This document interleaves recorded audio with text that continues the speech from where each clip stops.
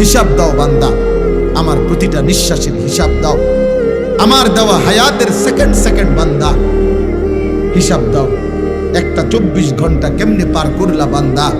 একবারও এক ওয়াক্ত নামাজ পড়লা না, একটা সেজদাও দিলা না। 24 ঘন্টা 12 ঘন্টা তোমার জীবন থেকে চলে গেল, তুমি নাফরমান। একটা বার তোমার জবান দিয়া আমি আল্লাহর নামটুকুও বের হইল না। মুসলমানের ঘরে এত বড় নিকৃষ্ট ডাকাত কেমনে হইল? মুসলমানের ঘরে এত বড় বেয়াদব কেমনে হইল যে এক ওয়াক্ত নামাজ পড়ে না? মুসলমান পরিচয় দাও কোন লজ্জা? তার চাইতে বড় নির্লজ্জ বেহায়া যে নিজেকে পরিচয় দেয় মুসলমান, অথচ সে এক ওয়াক্ত নামাজের একটা সেজদা দেয় না। এর চাইতে নিকৃষ্ট বেয়াদব আসমানের নিচে জমিনের উপরে কোনো জানোয়ারও নাই। কোন জানোয়ারও নাই বেটা, কোন জানোয়ার এমন হইতে পারে না, কোন জানোয়ার না। কারণ জানোয়ারের উপরে নামাজ ফরজ করা হয়নি, কোন কুত্তার উপরে নামাজ ফরজ করা হয় নাই, এই জন্য সে নামাজ পড়ে না। কোন শূকরের উপরে নামাজ ফরজ করা হয় নাই, এই জন্য সে নামাজ পড়ে না, এজন্য সে পড়ে না। রে আব্বা, তুমি কুত্তারে জিগাইও যে তুমি কেন নামাজ পড়ো না, সে বলবে আমারে আল্লাহ নামাজ পড়তে বলে নাই, আমার উপরে শরীয়তের বিধান নাই, কিন্তু তোমার উপরে বিধান আছে।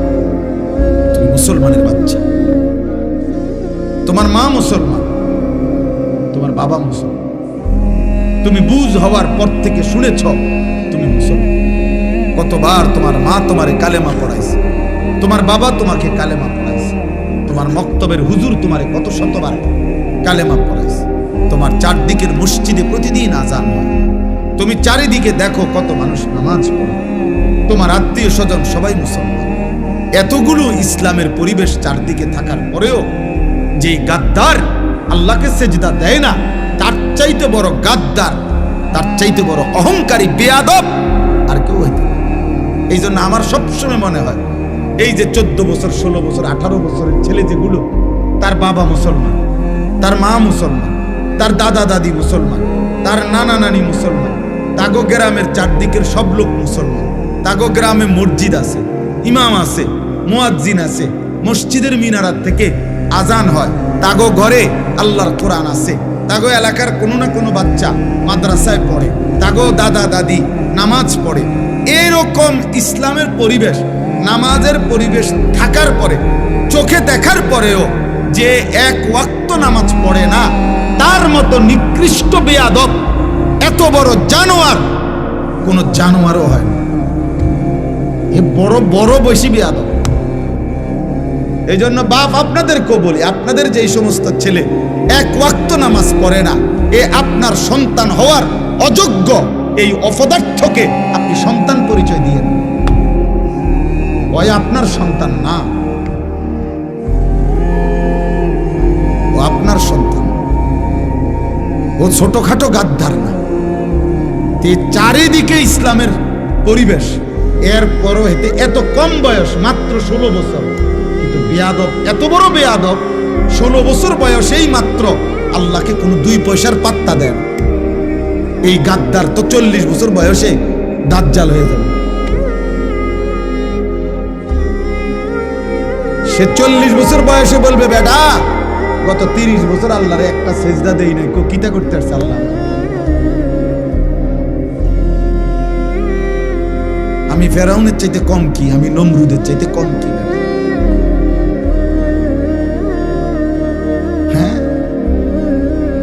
তা আল্লাহ বলবে বান্দা বেশি কিছু তো আর খাও না, তুমি না মনে করছো তুমি অনেক রঙে আছো, কিন্তু তোমারে আমি যা খাওয়াই দুনিয়ায় এর চাইতে বেশি আমি জানোয়ার রে খাওয়াই।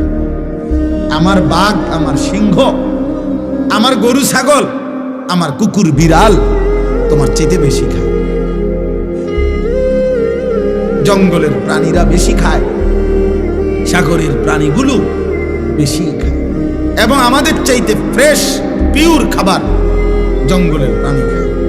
কোনো বাঘের খাবারে কোনো ফরমালিন নাই, কোনো সিংহের খাবারে কোনো ফরমালিন নাই, কোনো ভাল্লুকের খাবারে কোনো ফরমালিন নাই, কোনো ভেজাল নাই, পিওর খাবার, পিওর গোশত।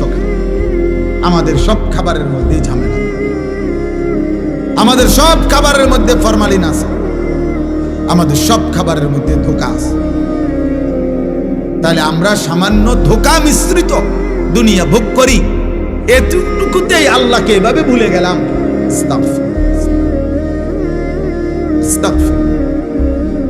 এই জন্য বাবা, প্রতিটা মাহফিলের মাকসাদ আমি বুঝি এটা আখিরাত।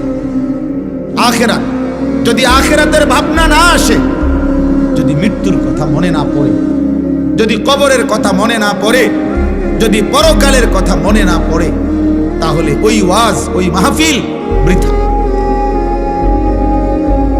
ওইটা বৃথা। তাই কোনো ফায়দা নেই, কোনো অর্থ নেই। ওয়াজ দিয়া মানুষ দেখানোর কিছু নেই। আপনি একটা মাহফিল করে দেখাই দিলেন, অনেক লোক হয়েছে, আমনের গো মাহফিলের চাইতে বেশি লোক হয়েছে, এমনও বহু ওয়াজ আছে লাখ লাখ। তো আপনি এটা কিতা দেখাইলেন? এটা যদি এমন কিছু হইতো যে পৃথিবীতে আজ 15ই ডিসেম্বর আমি পৃথিবীকে একটি নতুন চমক দেখাইলাম, যে আমি একটি মাহফিল করলাম, মানুষের হাসবো, ব্যাক কর মাহফিল বুঝি তুই নতুন দেখালি, এটি তো ডেইলি ওয়াজ, তো ডেইলি হইতে আছে, মাহফিল তো ডেইলি হইতেছে। তাইলে এটা কিছুই না, প্রদর্শনীর কিছু নেই। আখিরাত, আখিরাত, কবরের ফিকির, আখিরাতের ফিকির, মৃত্যুর ফিকির।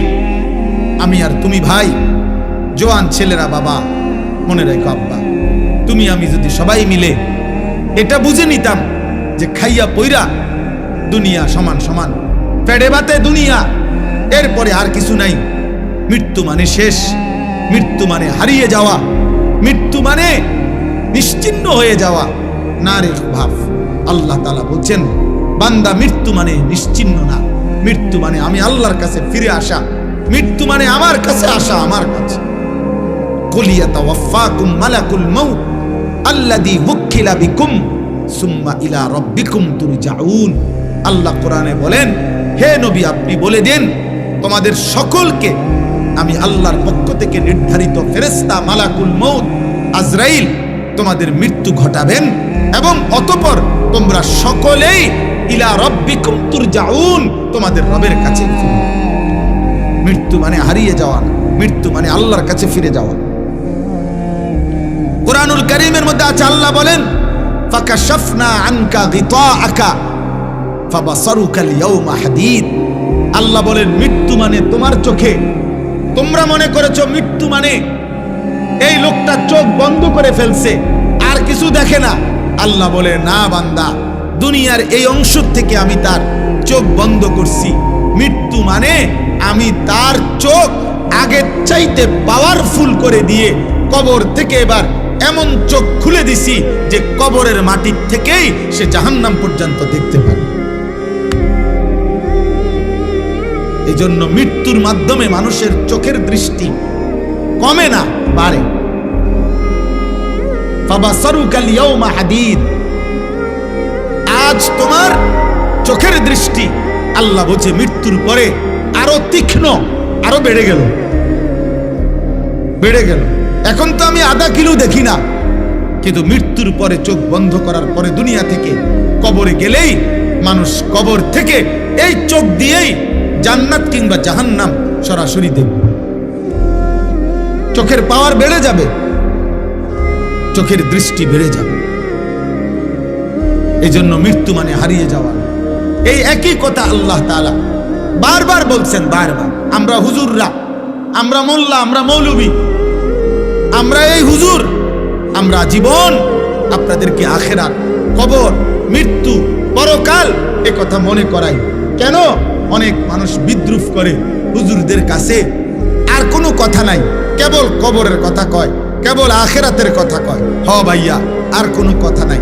ডাক্তারের কাছে কেবল চিকিৎসার কথা, ইঞ্জিনিয়ারের কাছে কেবল বিল্ডিং প্ল্যানিং এর কথা, রাজমিস্ত্রির কাছে কেবল ইট বালু সিমেন্টের কথা, কাঠ মিস্ত্রির কাছে কেবল কাঠ, টিন, জলুই, ফেরেক এটারই কথা।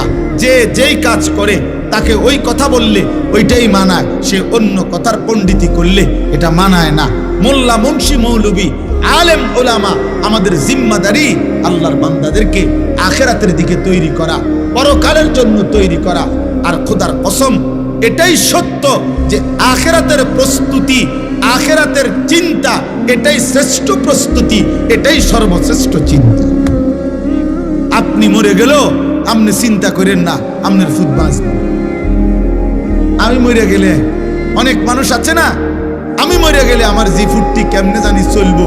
আমনের বাপ মরাতে আপনি যেমনে চলছেন, এই আমনে মরার পরেও আমনের জি ফুট এমনি চলবে। আমনে কোনো টেনশন করেন না। আমনে এত মিথ্যা বলার দরকার নাই। আমনে এত সুদ, এত কিস্তি, এত বাটফারি সিটারি জিফুতের লাইগা করছি না, না, লোভের কারণে করছেন, স্বার্থের কারণে করছেন। কোন সুদখোর মনে রাখবেন স্ত্রী সন্তানের প্রতি দরদি না। কোন কিস্তিখোর যারা কিস্তি নেয়, এই হারামখোর মূলত স্ত্রী সন্তানের মায়ায় না, লোভে লোভে লোভে। আপনাকে বলে নাই বেটা স্ত্রী সন্তানকে হারাম দ্বারা পালতে, হারাম দ্বারা তার সংসার করতে। আপনাকে আল্লাহ বলে নাই, নবী বলে নাই, রাষ্ট্র বলে নাই, মেম্বারে বলে নাই, চেয়ারম্যানে বলে নাই, এই পৃথিবীর কোনো পাগলেও বলে নাই। আমনের লোভ আপনারে সুদ খাওয়াইছে, আমনের লোভ আপনারে কিস্তি নেওয়াইছে। আপনি হারামখোর মিয়া।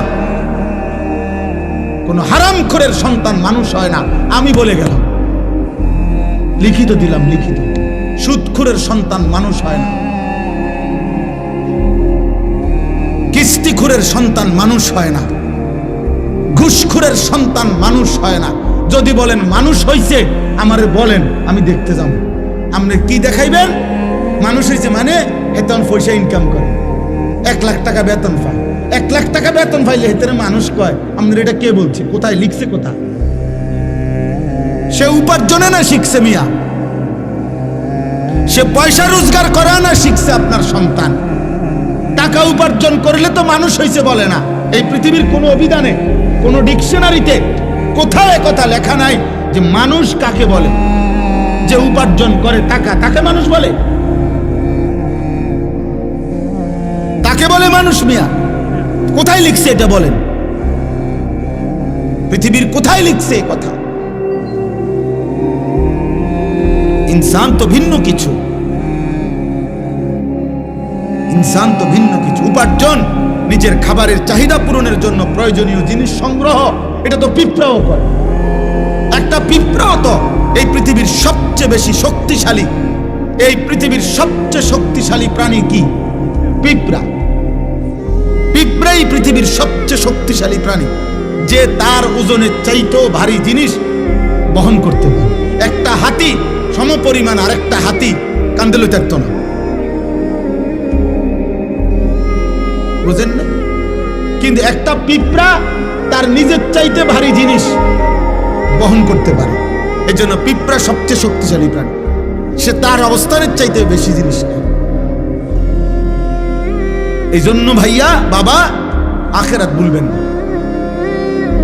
বাবাদেরকেও বলি, আমার সাফ কথা, একটা লোক, আমি তো চ্যালেঞ্জ করছি, কোন বাপ, একজন বাবা এখানে দাঁড়িয়ে বলেন যে আমি সুদে কিস্তিতে 12 লাখ টাকা লইয়া আমার ফুতেরে বিদেশ পাঠাইছি, হুজুর আল্লাহ জানে আখেরাতে আমারে মাফ করে, আল্লাহ জানে আমার কবরের আযাব মাফ করে দে, এই আশায় আপনি এখন খারাপ এই নে দাঁড়াই বলেন, আপনি ছবি উঠাবেন, সবাই ছবি উঠাবেন।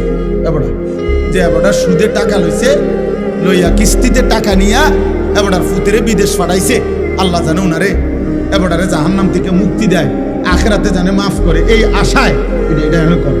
আসেন, এখন আসেন, বলেন, একজন লোক বলেন, বুঝেন নাই কথা আমার? বলেন, আপনি সুদে টাকা নিছেন আখেরাতের আশায়? কথা বলেন না কেন? আপনি কিস্তিতে টাকা নিছেন আখেরাতের আশায়, জাহান্নাম থেকে বাঁচার আশায়, দুনিয়ার লোভে? আপনি এটা বুঝছেন আপনার ছেলেটা এখন আমি 12 লাখ টাকা দিলে এটা আমার একটা টাকা উপার্জনের মেশিন, আমি একটা মেশিন বইয়ে এলাম, এরপরে হেতে টাকা দিব। তা নাই তো বলেন, দুনিয়ার আশা ছাড়া, সম্পদের আশা ছাড়া বাড়ি করবেন, বিল্ডিং করবেন, জমি কিনবেন, সংসার চালাইবেন, বাজার সদাই খাইবেন, আপেল মালটা খাবেন, এই তো দুনিয়াই হইল। তো আখেরাত, আখেরাত ভুলে গেলেন? বাবাও ভুলে গেলেন, সন্তানও ভুলে গেলেন। আপনার ছেলে উপার্জন একদিন কর্মে না গেলে আপনার মনে গুসা হয়, কিরে ফুর্তি কি শুরু করলি, কামে যাস না কা। কিন্তু আপনার ছেলে 365 দিনে, খোদার এক বছরে একদিনও ফজরের নামাজ পড়ে না, একটা দিন পড়ে না। এত বড় জানোয়ার মুসলমানের ঘরে ঘুমায় কেমন? ওরে জিজ্ঞাসা করেন না, ওই ছেলেটাকে জিজ্ঞাসা করেন, তুই মানুষ না জানোয়ার? ওরে বলতে পারো। একদিনও তুমি 365 দিনে মুসলমানের ঘরে জন্ম নিয়ে তুমি একদিনও ফজরের নামাজ পড়বা না? তোমার আল্লাহ নাই, তোমারে কেউ বানায় নাই, তুমি মাটির তলের থেকে বাইরিছ, তুমি আসমান থেকে পড়ে গেছো, তোমার কোনো সৃষ্টিকর্তা নাই, তিনি তোমার কাছে কিছু চায় না। আস্তাগফিরুল্লাহ, আস্তাগফিরুল্লাহ। তাহলে একটা বাবা বেনামাজি সন্তান ঘুমায়, ওমা বেড়ার কোনো চিন্তাই নাই, ওনার কোনো ফিকিরে নাই।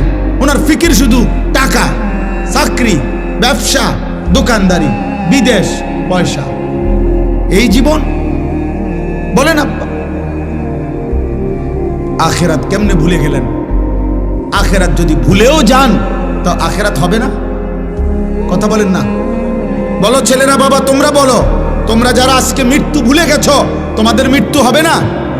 তোমরা যারা নামাজ পড়ো না, তোমরা তো মৃত্যু ভুলে গেছো।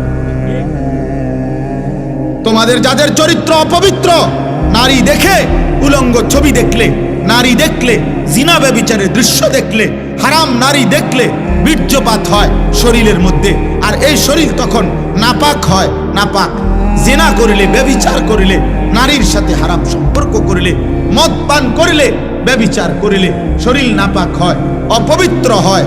অপবিত্র আল্লাহ রসুল সাল্লাল্লাহু আলাইহি সাল্লাম বলছেন, যে ব্যক্তি মদ পান করে, যে জিনা ব্যভিচার করে, খোদার কসম নবী বলছে, আল্লাহ তার অন্তর থেকে ঈমান খুলে ফেলে, মানুষ যেমন তার দেহ থেকে জামা খুলে ফেলে।